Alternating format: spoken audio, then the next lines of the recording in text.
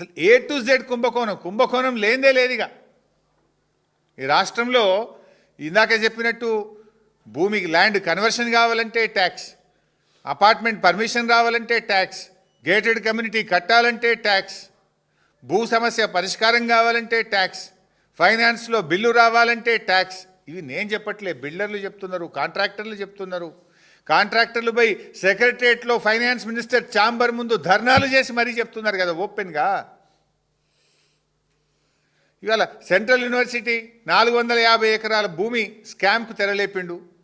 Pharma city అది కేసీఆర్ గారి ప్రభుత్వము, లక్షల మంది పిల్లలకు ఉద్యోగాలు రావాలి, తెలంగాణ ఒక వరల్డ్లో ప్రపంచంలో ఫార్మా హబ్బుగా మార్చాలని మేము ప్రయత్నం చేస్తే కేసీఆర్ గారు సేకరించి పెట్టిన భూమిని ఇలా ఫ్యూచర్ సిటీ అని పేరు పెట్టి రియల్ ఎస్టేట్ వ్యాపారానికి తెరలేపిండు.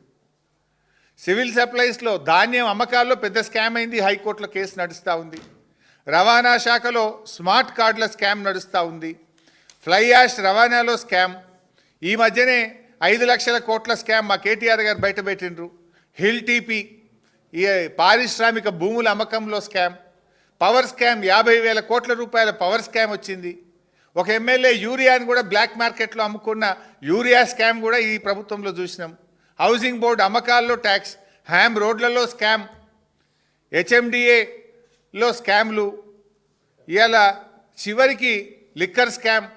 వైద్య విద్యార్థులను పాస్ చేయడానికి ఫెయిల్ అయిన పిల్లల్ని, ఎంబీబీఎస్లో ఫెయిల్ అయిన పిల్లల్ని రీవాలిడేషన్ పేరు మీద మళ్ళా మార్కులు వేయడం స్కామ్ కూడా చేసింది.